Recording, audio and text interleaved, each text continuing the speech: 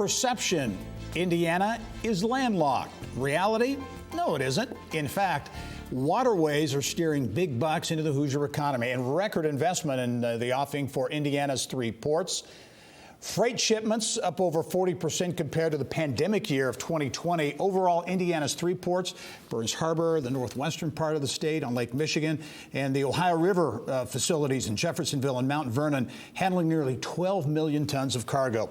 The CEO of Indiana's ports, Jody Peacock, is here now with more on what's driving growth and perhaps some investment plans on the horizon as well. Jody, thanks for joining us. Thank you, Gary. Glad to be here. Let's talk about the numbers because good, solid growth for last year in 2022, big growth over the previous year, but 2 ports, Burns Harbor and Jeffersonville, record numbers. Yeah, and that's, it's kind of been a steady comeback from, we had some down years. COVID impacts hit businesses all across our industry.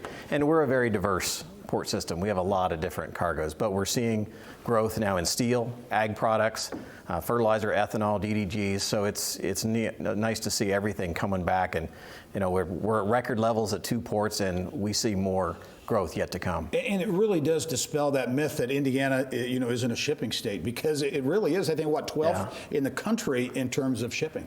People forget. They look at a map and they think crossroads of America. Right. And we actually, if you look at it, 57% of our state's border is water. Mm-hmm. And we ship over 50 million tons per year as a state. Mm-hmm. And that puts us right in the mix of the top states in the country. 12th, as you said, in the country. And if you look at domestic shipments, what's moving in between the states, we're 6th in the country in waterborne shipping. Yeah, and some of those are good indicators for the economy as well. As you look at the potential for investment, because I know you're looking really hard at that, what's the potential for big investment at the ports going forward? Yeah, that's been a big focus of ours.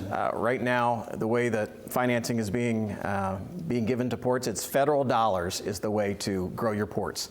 We're not funded by the state. We get no taxpayer dollars going into our ports from the state.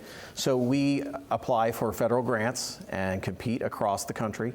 And we've been very successful in getting grants. We're working $60 million of new projects right now at our ports, expanding capacity for bulk shipments, for multimodal shipments.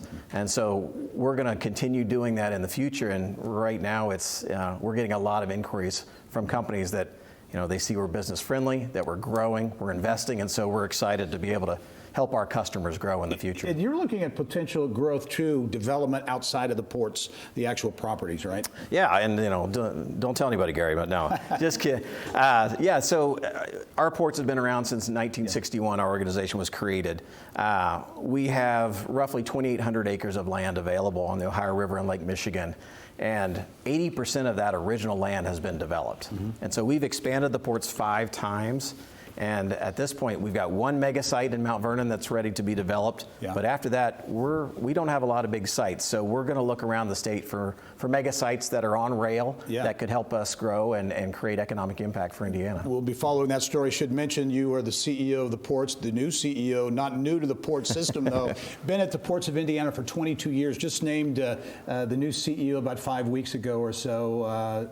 How's it feel? It's a real honor to be able to lead an organization that I've been a part of and have really grown up with over the years.